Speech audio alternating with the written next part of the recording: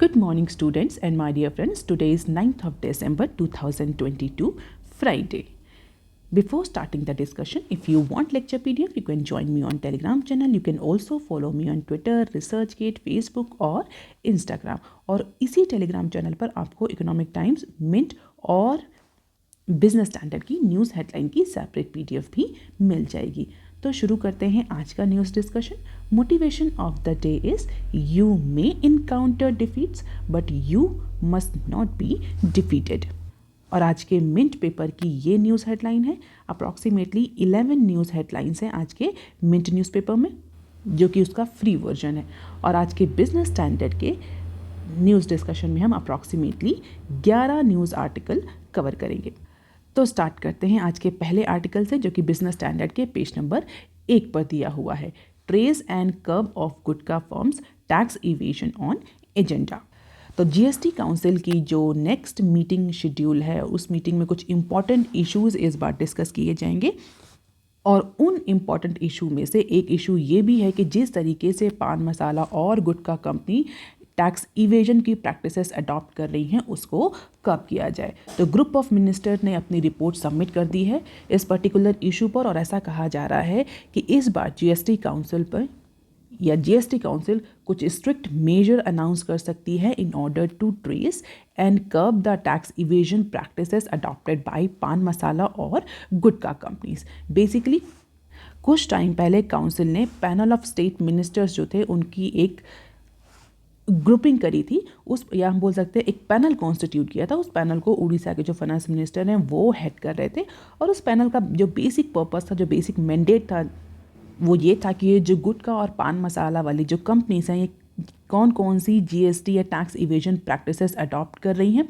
Specially ऐसी commodities जिन पर ये टैक्स इवेजन प्रैक्टिसेस, जो जिनकी कंपनीज या टैक्स इवेजन प्रैक्टिसेस यूज़ कर रही हैं, उनको आइडेंटिफाई करना. और इसके बाद उन कंपनीज पर किस तरीके से जीएसटी को रिवाइज करके लगाया जा सकता है. अगर हम अभी के जीएसटी टैक्स स्ट्रक्चर को देखें तो बेसिकली जो पान मसाला और गुटखा कंपनीज हैं, उनके एक्चुअल प्रोडक्शन के वैल्यूएशन के बेसिस पर, उनका एक्चुअल प्रोडक्शन कितना हो रहा है उसकी वैल्यू पर उन्हें जीएसटी देना होता है.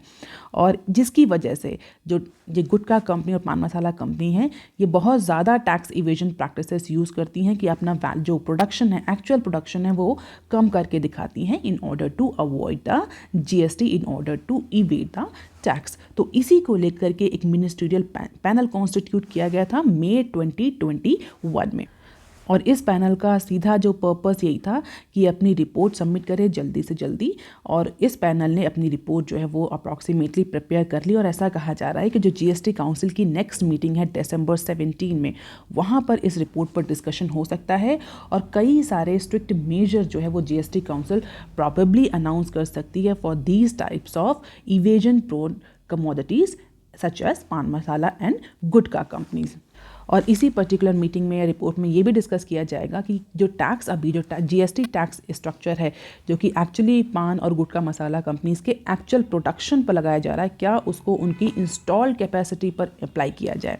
क्योंकि जैसा अभी मैंने बताया आपको कि जो कंपनीज हैं, ये एक्चुअल प्रोडक्शन को रिड्यूस करके बता रही हैं just to avoid the tax. तो ऐसा कहा जा रहा है, प्रॉबेबली ये सजेशन दिया जा रहा है कि instead of imposing the GST on their actual production, why not to impose the GST on their manufacturing capacity और installed capacities. Manufacturing capacity जो है, installed capacity जो है, उसके बेसिस पर GST लगाया जाए. हालांकि ऑफिशियल्स का इसको लेकर के भी ये कहना है कि ये बहुत प्रॉब्लमेटिक या चैलेंजिंग होगा, क्योंकि अगर मैन्युफैक्चरिंग कैपेसिटी या इंस्टॉल्ड कैपेसिटी पर जीएसटी लगाया जाता है पान मसाला और गुटखा कंपनी में, तो जो जीएसटी का जो इंटायर स्ट्रक्चर है इसको चेंज कर देगा. क्योंकि बेसिकली जीएसटी क्या है? GST is the current supply based taxation system, destination based taxation system, ना कि प्रोडक्शन बेस्ड और मैन्युफैक्चरिंग बेस्ड टैक्सेशन सिस्टम. तो ऑफिशियल्स का ये कहना है कि प्रॉबेबली गवर्नमेंट मैन्युफैक्चरिंग कैपेसिटी या प्रोडक्शन कैपेसिटी या इंस्टॉल्ड कैपेसिटी पर जीएसटी इम्पोज नहीं करेगी पान मसाला और गुटखा कंपनीज के ऊपर. हो सकता है कुछ और जो मेजर्स हैं वो लिए जाएं, क्योंकि अगर मैन्युफैक्चरिंग कैपेसिटी के बेसिस पर जीएसटी इम्पोज किया जाता है तो this may alter the face of GST. इसके अलावा जो मेंथा ऑयल है, एक और मेजर भी है कि मेंथा ऑयल जो है, जो एक की इंग्रेडिएंट है पान मसाला और गुटखा कंपनीज पर, उस पर टैक्स लगाया जाए। उस पर टैक्स लगा करके प्रॉबेबली जो एक्चुअल प्रोडक्शन है वो ट्रेस आउट किया जा सकता है। कैसे? बेसिकली जो ग्रुप ऑफ मिनिस्टर्स हैं, जो ऑफिशियल्स हैं, उनका ये कहना है कि रिवर्स चार्ज मैकेनिज्म के थ्रू मेंथा ऑयल पर जीएसटी लगा करके प्रॉबेबली जो एक्चुअल प्रोडक्शन है उसको ट्रैक किया जा सकता है। पान और गुटखा कंपनीज जो एक्चुअल प्रोडक्शन कर रही हैं, उनका जो फाइनल आउटपुट है उसको ट्रेस किया जा सकता है। तो जो ये टैक्स इवेजन की प्रैक्टिसेस हैं, ये प्रॉबेबली कब करी जा सकेंगी, क्योंकि एक्चुअल प्रोडक्शन अगर ट्रेस किया गया तो उन पर एक्चुअल जीएसटी लगेगा। कोई भी tax evasion practices on the basis of production वो यूज़ नहीं कर पाएंगे पान मसाला और गुटखा कंपनीज। तो बेसिकली जो की इशू है यहाँ पर वो ये है कि जो पान मसाला और गुटखा कंपनीज है उनका एक्चुअल प्रोडक्शन डिटरमाइन करना, क्योंकि उसी पर उनको जीएसटी देना होता है। तो इसीलिए जो मेंथा ऑयल जो की इंग्रेडिएंट है, या बोल सकते हैं इनपुट है इस पर्टिकुलर कमोडिटी के लिए, उस पर रिवर्स चार्ज मैकेनिज्म के थ्रू टैक्स या जीएसटी लगाया जाए। अब रिवर्स चार्ज मैकेनिज्म क्या होता है, बहुत ज़्यादा डिटेल में तो हम नहीं जाएंगे, पर जल्दी से अगर इसको हम समझ लें तो reverse charge mechanism is basically the liability of paying tax is on the recipient of supply of goods or services instead of the supplier of such goods or services in respect of the notified category of the supply। तो basically जो tax payment की liability होती है reverse charge mechanism पर, वो recipient of supply पर होती है, ना कि सप्लायर पर। तो इसके थ्रू क्या होगा कि जब जीएसटी अगर पे करेंगे, अगर कोई भी पान मसाला या गुटखा कंपनी मेंथा ऑयल खरीद रही है तो उसको उस पर जीएसटी पे करनी पड़ेगी। उसका सप्लायर जीएसटी पे नहीं करेगा as per the reverse charge mechanism. और जैसे ही वो मेंथा ऑयल पर जीएसटी पे करेंगे, गवर्नमेंट को नोटिफाई हो जाएगा कितना अमाउंट का मेंथा ऑयल खरीदा गया है, और उसके अकॉर्डिंग ये ट्रेस किया जा सकेगा कि कितना एक्चुअल प्रोडक्शन हो रहा है उस कैपेसिटी का, और उसी के अकॉर्डिंग जीएसटी लगाया जाएगा। तो इस तरह के कुछ प्रैक्टिसेस हैं या मेजर्स हैं जिनको प्रॉबेबली गवर्नमेंट अडॉप्ट कर सकती है। हालांकि क्या मेजर और लेगी गवर्नमेंट इस पर्टिकुलर बिजनेस को ट्रैक करने के लिए, इसकी टैक्स इवेजन प्रैक्टिसेस को ट्रैक करने के लिए, ये आगे आने वाली हमें मीटिंग में देखने को मिलेगा। तो basically these are the recommendations that has been submitted by group of ministers. Mentha oil पर रिवर्स चार्ज मैकेनिज्म के थ्रू टैक्स लगाने की बात आ रही है। इसके अलावा अभी का जो जीएसटी है वो अप्रॉक्सीमेटली 28% जीएसटी, आपको पता होगा जो ये पान मसाला गुटखा प्रोडक्ट्स हैं, दे आर सिन गुड्स हैं, तो इन पर जीएसटी 28% का लगता है। और एक्सपर्ट के अकॉर्डिंग जितनी भी पान मसाला और गुटखा फर्म है, ये अपना केवल जो उनका एक्चुअल प्रोडक्शन जो हो रहा है उसका केवल 1/3 ही गवर्नमेंट को शो करती हैं। इट मीन्स केवल उसका 1/3 पार्ट जो है वो गवर्नमेंट को बताया जाता है कि हमने इतना एक्चुअल प्रोडक्शन किया, और केवल 1/3 पार्ट पर ही वो जीएसटी देती हैं। इसका मतलब 2/3 पर वो अपनी जीएसटी नहीं दे रही हैं, जीएसटी इवेट कर रही हैं। That is why this time GST council is considering this issue. अब देख लेते हैं article number 2 that is given on page number 5 of Business standard, surety bonds insurance product for road contractor on June 19। तो basically CII की global economics policy submit हो रही है, जिसमें कई सारे जो इकोनॉमिक एक्सपर्ट्स हैं, पॉलिटिशियंस हैं, वो आकर के अपने अपने पॉइंट ऑफ व्यू दे रहे हैं। उसी के बारे में ये न्यूज़ है। यहाँ पर 3 आर्टिकल हैं, हम तीनों को जल्दी जल्दी कवर कर लेते हैं कि बेसिकली क्या है। इस न्यूज़ सेक्शन को कवर करने का मेरा सिर्फ इतना ही पर्पज़ था कि हम श्योरिटी बॉन्ड्स के बारे में जानें कि what are this surety bonds.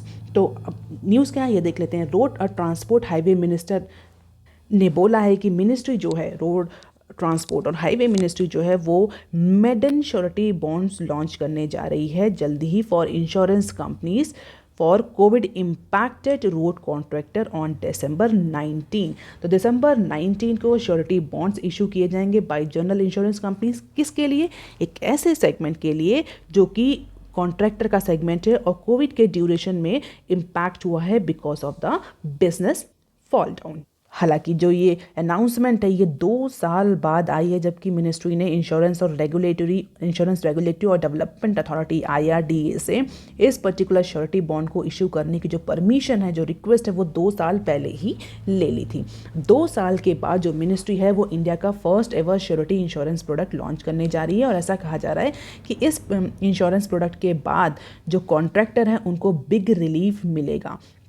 तो CII की जो ग्लोबल इकोनॉमिक पॉलिसी सबमिट है उसमें हमारे जो यूनियन मिनिस्टर हैं नितिन गडकरी, उन्होंने बोला कि इंडिया जो है वो श्योरिटी बॉन्ड लॉन्च करने जा रही। Now Question is what are these surety bonds? So basically surety bonds are guarantees of payment issued by insurance but different from bank guarantee in that a sizable amount of project fund of contractor do not get frozen. तो ये payment की surety होती है, payment की guarantee होती है जो कि इंश्योरेंस कंपनीज देती हैं। अब आप ये भी पूछ सकते हैं कि मैम बैंक गारंटी से कैसे डिफरेंट होती है? तो बैंक गारंटीज जो होती है उसमें जो साइजेबल अमाउंट ऑफ प्रोजेक्ट होता है, प्रोजेक्ट का फंड होता है, वो फ्रीज हो जाता है, जबकि इन इंश्योरेंस प्रोडक्ट्स में वो अमाउंट जो है वो कॉन्ट्रैक्टर का फ्रीज नहीं होगा, वो अवेलेबल रहेगा, जिससे कि जो लिक्विडिटी क्रंच की सिचुएशन आती है at the time of project completion और प्रोजेक्ट एग्जीक्यूशन, वो प्रॉब्लम कॉन्ट्रैक्टर्स को नहीं फेस करनी पड़ेगी। और बेसिकली इस श्योरिटी बॉन्ड का पर्पस सिर्फ इतना ही है कि जो ऐसे कॉन्ट्रैक्टर जो कि कोविड-19 के ड्यूरेशन में जिसका बिजनेस इम्पैक्ट गया है उनको थोड़ा सा सपोर्ट करना। और सेंटर ने कोविड-19 के ड्यूरेशन में इस पर्टिकुलर बॉन्ड को इशू करने का अनाउंसमेंट किया था in order to fuse the liquidity within the infrastructure sector, क्योंकि infrastructure sector capital intensive sector है। कैपिटल पहले बहुत ज़्यादा लगता है, इसके बाद लॉन्ग टर्म में उससे रिटर्न आने शुरू होते हैं। तो कोई भी कॉन्ट्रैक्टर जिसकी वर्थ बहुत ज़्यादा नहीं, जिसके पास बहुत ज़्यादा फंड अवेलेबल नहीं, बहुत ज़्यादा लिक्विडिटी नहीं है, वो इस पर्टिकुलर सेगमेंट में काम नहीं कर सकता है। और कई बार ऐसा होता है कि कॉन्ट्रैक्टर का बहुत बड़ा अमाउंट जो है वो फंड की वो प्रोजेक्ट्स में फ्रोजन हो जाता है, फ्रीज हो जाता है because of the lot of administrative and technical hurdle, जिसकी वजह से जो प्रोजेक्ट एग्जीक्यूशन है वो डिले होता है, क्योंकि जब फंड नहीं होगा कॉन्ट्रैक्टर के पास तो वो आगे का जो प्रोजेक्ट है, चाहे वो रोड है या ट्रांसपोर्टेशन या कंस्ट्रक्शन किसी का भी हो, उसको कंप्लीट नहीं कर पाएगा। तो इसीलिए ये श्योरिटी बॉन्ड जो है वो इशू करने जा रही हैं insurance company with the help of this particular ministry. हालांकि कुछ रेगुलेटरी हर्डल्स हैं इन इंश्योरेंस प्रोडक्ट्स में in comparison to the conventional insurance product, तो प्रॉब्लली आगे आने वाले टाइम में उनको भी रिजॉल्व कर दिया जाएगा। हालांकि जो इंश्योरेंस रेगुलेटरी अथॉरिटी उसने 2020 में ऑलरेडी एक 9 मेंबर की कमेटी कॉन्स्टिट्यूट करी थी इस पर्टिकुलर श्योरिटी बॉन्ड को लेकर के, उसकी फीजिबिलिटी को लेकर के, उसकी सूटेबिलिटी को लेकर के, उसके लीगल फ्रेमवर्क को लेकर के रिकमेंडेशंस के लिए। बट अभी भी कुछ इश्यूज ऐसे हैं वो जो कि अभी अनरिजॉल्व हैं। प्रॉबेबली ऐसा कहा जा रहा है कि आगे आने वाले टाइम में जैसे जैसे ये बॉन्ड फ्लोट होंगे ये इश्यूज जो है वो ऑटोमेटिकली रिजॉल्व होते चले जाएंगे। अब देख लेते हैं नेक्स्ट क्लिप जो कि इसी पर्टिकुलर पॉलिसी सबमिट से ही रिलेटेड है। 12 big telcos inquire about the telecom stack Vaishnaw. Government ने, सेंट्रल गवर्नमेंट ने अभी तक 12 लार्ज टेलीकॉम सर्विस प्रोवाइडर से ऑल अक्रॉस द वर्ल्ड, यहाँ सिर्फ इंडिया की बात नहीं हो रही, all across the world approximately 12 telecom service provider से इंक्वायरीज रिसीव करी हैं। For what? For India's telecom stake. As per the telecommunication minister mister Ashwini Vaishnaw, government of India has received approximately 12 inquiries और 12 एप्लीकेशंस और 12 forms for this Indian telecom stack. The centre for the development of telematics, जिसको हम short form में C भी बोलते हैं, centre for development of telematic under the DoT that is telecommunication department और department of telecommunication is in the process of developing the full stack of sophisticated telecom equipment fully indigenously. और इसी के लिए indigenous जो indigenous capacity develop करी जाए for what? For telecom equipment, क्योंकि किसी भी कंट्री के लिए जो टेलीकम्युनिकेशन सेक्टर है that is one of the strategic and crucial sector. Communication के लिए ये सेक्टर बहुत इंपॉर्टेंट है, इसीलिए फॉरेन डिपेंडेंसी को गवर्नमेंट जो है वो रिड्यूस करना चाहती है। इन केस ऑफ इंडिया हमारा जो 4G गियर इक्विपमेंट्स है, अदर जो इक्विपमेंट्स हैं उसके लिए जो हमारी डिपेंडेंसी वो चाइना और अदर कंट्रीज़ पर बहुत ज़्यादा है। इसीलिए गवर्नमेंट की इस बार की कोशिश है कि इंडिया में खुद इंडिजीनियसली टेलीकॉम इक्विपमेंट पूरी तरीके से डेवलप करिए जाएं, और इसके लिए centre for the development of telematics जो है वो सेटअप किया गया है under the department of telecommunication.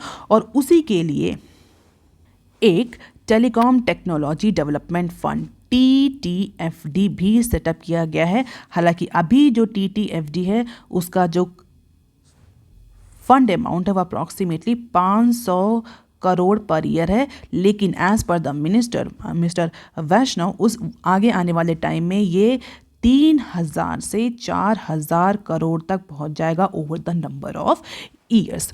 तो टेलीकम्युनिकेशन सेक्टर पर सेल्फ रिलायंस बढ़ाने के लिए ये सारे इनिशिएटिव लिए गए हैं और ऐसा कहा जा रहा है कि 5G में जो इक्विपमेंट्स लगेंगे, जो गियर इक्विपमेंट्स लगेंगे, प्रॉब्लली अपकमिंग टाइम में इंडिया वो खुद ही इंडिजीनियसली मैन्युफैक्चरिंग कर रही होगी स्टैंड अलोन। अब देख लेते हैं next clip, challenges to get centre state to work together. ये भी एक समिट, जो पॉलिसी समिट हो रही उसी में ये एक न्यूज़ है, जिसमें जो CII के प्रेसिडेंट हैं, CII stands for confederation of Indian industry, इसको जो प्रेसिडेंट है मिस्टर संजीव बजाज, उनका ये कहना है कि इंडिया के लिए सबसे बड़ा चैलेंज इस समय यह है कि सेंट्रल गवर्नमेंट और स्टेट गवर्नमेंट को एक प्लेटफॉर्म पर लाया जाए, दोनों साथ मिलकर के काम करें, क्योंकि बहुत सारे स्टेट्स में हमने देखा है कि डिफरेंट गवर्नमेंट है, डिफरेंट पॉलिटिकल पार्टी की रूलिंग है, जिसकी वजह से सेंटर और स्टेट गवर्नमेंट जो है वो कोऑर्डिनेट नहीं कर पाती इवन ऑन इंपॉर्टेंट इंफ्रास्ट्रक्चर और कंस्ट्रक्शन और इंपॉर्टेंट प्रोजेक्ट। तो as per the industry expert जो सबसे बड़ा चैलेंज है इस समय वो सेंटर और स्टेट गवर्नमेंट को साथ में लाकर काम कराना है, जिससे कि इकोनॉमिक ग्रोथ हो सके, मिनिमम वेस्टेज हो सके, लेस कन्फ्लिक्ट हो, जो कोई भी प्रोजेक्ट है वो टाइमली एग्जीक्यूट हो सके और इंडिया के सेल्फ इंटरेस्ट में काम हो सके। तो बेसिकली ये सारे अपने अपने पॉइंट ऑफ व्यू हैं जो पॉलिसी समिट में बोले गए हैं। अब देख लेते हैं article number 3 that is given on page number 6 of Business Standard, gap between bank credit and deposit growth seen falling. बहुत टाइम से हम कवर कर रहे थे इस न्यूज़ को कि इस समय इंडियन बैंकिंग इंडस्ट्री में एक पेक्यूलर इशू देखने को मिल रहा है कि जो डिपॉजिट ग्रोथ है वो रिड्यूस हो रही है, जो हाउस होल्ड्स हैं वो उस परसेंटेज में डिपॉजिट नहीं कर रहे हैं बैंक्स में, जबकि जो क्रेडिट ग्रोथ रेट है वो बहुत ही स्पीड मैनर में बढ़ रही है। It means on one side deposit growth rate is not increasing up to the extent और जो credit growth rate है वो बहुत ज़्यादा इंक्रीज करी। और अगर हम बैंक की बात करें, उनका बिजनेस मॉडल देखें तो बैंक का सिंपल बिजनेस मॉडल होता है कि जो डिपॉजिट्स होते हैं वो हाउस होल्ड से लेकर के या कंपनी से लेकर के उस डिपॉजिट को हाई इंटरेस्ट रेट पर क्रेडिट या लेंड करना, और जो उसका डिफरेंस होता है इंटरेस्ट रेट का वो उनका प्रॉफिट होता है। तो बैंक्स के लिए डिपॉजिट या बैंक के सर्वाइवल के लिए उनका कैपिटल और डिपॉजिट जो है वो बहुत इंपॉर्टेंट होता है। अगर एक डिसेंट और सफिशिएंट डिपॉजिट ग्रोथ रेट नहीं होगी तो बैंक्स के पास सफिशिएंट फंड अवेलेबल नहीं होगा in order to satisfy this credit demand. तो रीसेंट टाइम में क्या प्रॉब्लम हो रही थी, जब बैंक्स की क्रेडिट ग्रोथ रेट थी वो कंटिन्यूअसली बढ़ रही थी, लेकिन जो डिपॉजिट ग्रोथ रेट था वो उस पेस में हम ये कहें कि नहीं बढ़ रहा था, जिसकी वजह से क्रेडिट और डिपॉजिट ग्रोथ में मिसमैच हो रहा था। और अगर अभी रीसेंट का डेटा देखें तो एनालिस्ट का ये मानना है कि जो बैंक की जो क्रेडिट ग्रोथ रेट है वो अभी कंटिन्यू रहेगी आगे आने वाले टाइम में by large margin from deposits. तो जो डिफरेंस है ये इस पर्टिकुलर ईयर में तो देखने को मिलेगा, बट यस नेक्स्ट ईयर में प्रॉबेबली ये जो डिफरेंस है ये नैरो डाउन होना शुरू हो जाएगा। और इसके लिए कई सारे फैक्टर्स, जो इकोनॉमिक फैक्टर्स हैं उसको एक्सपर्ट्स ने कंसीडर किया। एज पर द एनालिस्ट जो RBI है वो रेट हाइक पर जा रहा है, जो GDP ग्रोथ रेट है वो स्लो डाउन हो रही है, जो बेस इफेक्ट है वो नॉर्मलाइज हो रहा है to blunt the sharp growth in credit, जिसकी वजह से इन सारे फैक्टर की वजह से नेक्स्ट ईयर आते आते जो क्रेडिट ग्रोथ है वो थोड़ा सा रिड्यूस होगा, जिसकी वजह से जो डिपॉजिट ग्रोथ और क्रेडिट ग्रोथ में जो डिफरेंस है वो फॉल होना शुरू हो जाएगा। हालांकि नवंबर 18 के अकॉर्डिंग जो RBI का लेटेस्ट डेटा है उसके अकॉर्डिंग जो बैंक क्रेडिट ग्रोथ रेट है वो अप्रॉक्सीमेटली 17.2% है ईयर ऑन ईयर बेसिस पर, जबकि जो डिपॉजिट ग्रोथ रेट है वो 9.6% है। यू कैन जस्ट सी कि डबल का डिफरेंस है, deposit 9.6, credit 17.2, and because of this difference जो बैंक्स हैं वो लिक्विडिटी क्रंच की, फंड क्रंच की सिचुएशन को फेस कर रहे हैं। और according to the recent reports the widening gap between the loan and the deposit growth was at 875 basis point for the fortnight ending November 4, और ये नवंबर 2010 से अगर देखें तो सबसे हाईएस्ट पॉइंट है। नवंबर 4 को जो डिफरेंस था इंडिया के डिपॉजिट ग्रोथ में और क्रेडिट ग्रोथ में वो पिछले नवंबर 2010 का सबसे हाईएस्ट पॉइंट है, या हम बोल सकते हैं पिछले 10 सालों में सबसे हाईएस्ट डिफरेंस है, सबसे हाईएस्ट गैप है between loan and deposit growth. कितना डिफरेंस है? अप्रॉक्सीमेटली 875 बेसिस पॉइंट का। हालांकि रिपोर्ट में ये भी कहा गया है कि इस पे जो कोविड का जो बेस इफेक्ट है उसका भी इम्पैक्ट है. For nearly 2 years during Covid the loan growth was approximately 6% on an average, whereas the deposit growth rate at that time was 11%. तो बेस इफेक्ट की वजह से भी ये डिफरेंट ईयर स्प्रेड देखने को मिल रहा है. As per the report probably next year तक ये जो बेस इफेक्ट है, लो बेस इफेक्ट है, ये नॉर्मलाइज हो जाएगा और जो जीडीपी है वो भी स्लो डाउन होगी, जिसकी वजह से जो डिफरेंस हमें देखने को मिल रहा है क्रेडिट ग्रोथ रेट में और डिपॉजिट ग्रोथ रेट में, ये भी नॉर्मलाइज हो जाएगा. So this is the outstanding credit and tracking the changes graph. नवंबर मार्च तक का डेटा दिया हो. You can just have the glimpse of it.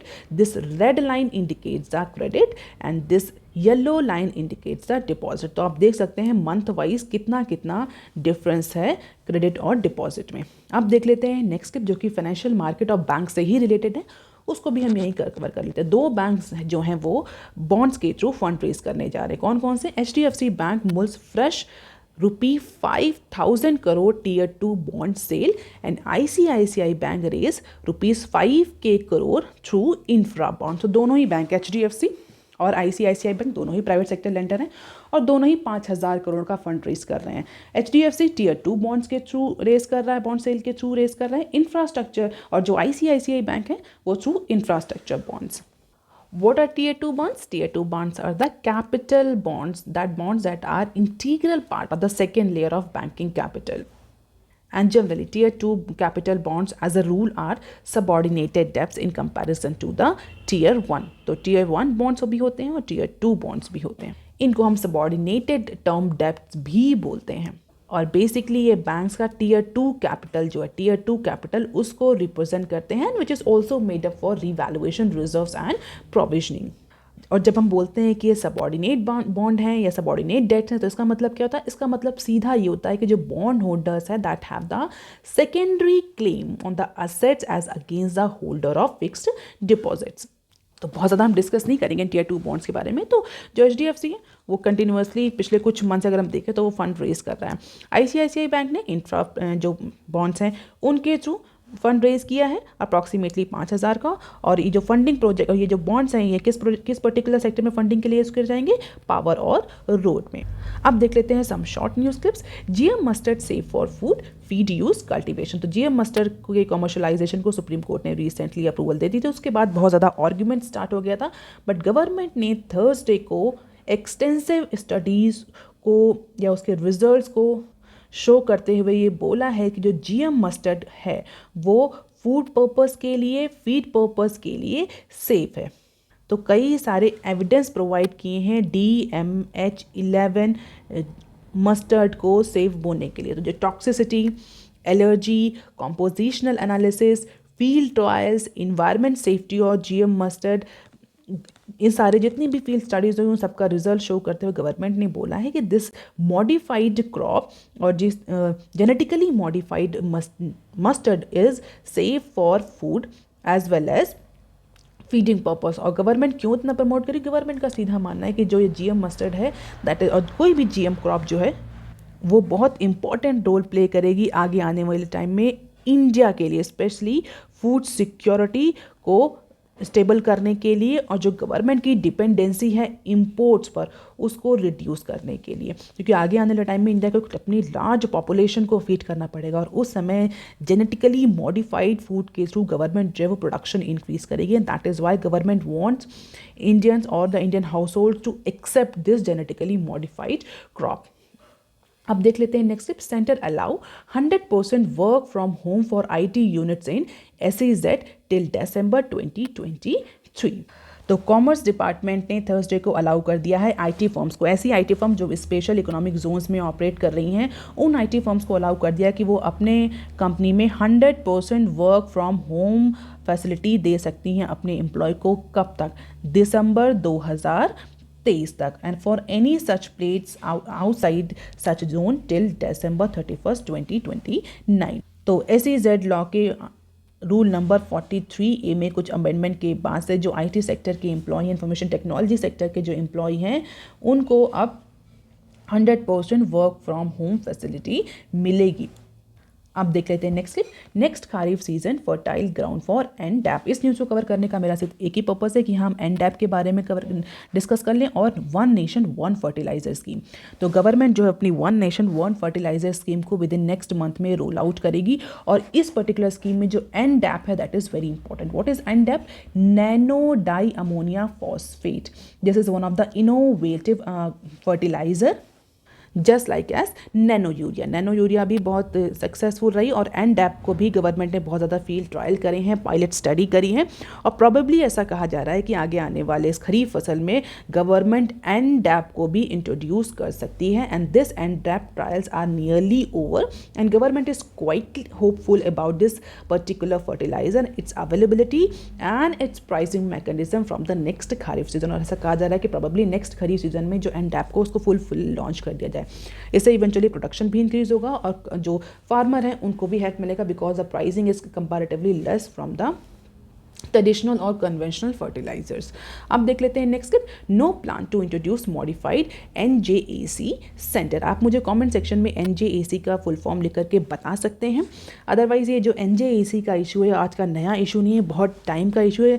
अगर ओवरऑल और बहुत सिंप्लीफाइड फॉर्म में मैं आपको डिस्कस करूँ तो बेसिकली जो हमारे यहाँ कोर्ट्स होती हैं, specially supreme court, high court, वहाँ पर जजेस के अपॉइंटमेंट के लिए कोलोजियम सिस्टम चलता है जहाँ पर गवर्नमेंट का कोई भी इंटरफेरेंस नहीं होना चाहिए। जो एग्जीक्यूटिव्स हैं, जो लेजिस्लेचर है, उसका कोई भी इंटरफेरेंस नहीं होता है इस कोलोजियम सिस्टम में। और पिछले कुछ टाइम से गवर्नमेंट जो है वो इस पर्टिकुलर कोलोजियम सिस्टम को रिमूव करके NJAC लाना चाहिए क्योंकि गवर्नमेंट का ये कहना है कि इस कोलोजियम सिस्टम में बहुत ज़्यादा करप्शन है, तो किसी का इंटरफेरेंस नहीं है, किसी की मॉनिटरी नहीं है, तो बहुत ज़्यादा इसमें करप्शन है। जो एलिजिबल जजेस होते हैं कभी कभार वो अपॉइंटेड नहीं होते बिकॉज ऑफ देयर इंटरनल और प्रोफेशनल नेटवर्क्स और गवर्नमेंट का कोई इंटरफेरेंस नहीं तो कोई भी इसमें चेक एंड बैलेंसेस का सिस्टम नहीं, इसलिए गवर्नमेंट NJAC लाना चाह रही थी। हालांकि जब गवर्नमेंट NJAC लाई थी तो एक कमेटी बनाई गई थी। बेसिक जो पर्पस क्या था, जैसे कि एक कमेटी बना जाएगी और कमेटी डिसाइड करेगी कि किस जज को कब अपॉइंट करना है और इस कमेटी में गवर्नमेंट के साइड से, फाइनेंस लॉ मिनिस्ट्री के साइड से भी एक रिप्रेजेंटेटिव था जिसकी वजह से सुप्रीम कोर्ट ऑफ इंडिया ने इस NJAC को क्वैश कर दिया था, नॉन कॉन्स्टिट्यूशनल, नल वॉइड डिक्लेयर किया था क्योंकि सुप्रीम कोर्ट का ये कहना था कि NJAC is against the basic structure of Indian constitution because Colosseum system is the law of the land और फिलहाल के लिए सुप्रीम कोर्ट किसी भी लेवल पर गवर्नमेंट का इंटरफेरेंस बर्दाश्त नहीं करेगी जजेस के अपॉइंटमेंट में। It is totally the authority area of Supreme Court or the courts. Government will not allow any legislative or executive interference into the appointment system. और इसके बाद कई बार ऐसा सुनने को मिल रहा था कि probably गवर्नमेंट जो है वो मॉडिफाइड NJAC जो है वो प्रपोज करे। हालांकि सेंटर ने क्लियर कर दिया है थर्सडे को कि centre is not going to propose any और not going to reintroduce any sort of modified national judicial appointment commission in Rajya Sabha. तो राज्यसभा में से क्वेश्चन पूछा गया था जुडिशरी अपॉइंटमेंट को लेकर के, जिसके बाद में गवर्नमेंट ने क्लियर बोल दिया कि गवर्नमेंट किसी भी तरह का फिलहाल के लिए कोई मॉडिफाइड NJAC नहीं प्रेजेंट करने जा रही। So that is all for today students. If you want lecture PDF you can join me on Telegram channel. You can also follow me on other social media platforms. If you have any query and suggestion you can write on comment section below. Please like, share and subscribe. Thank you. Have a nice day.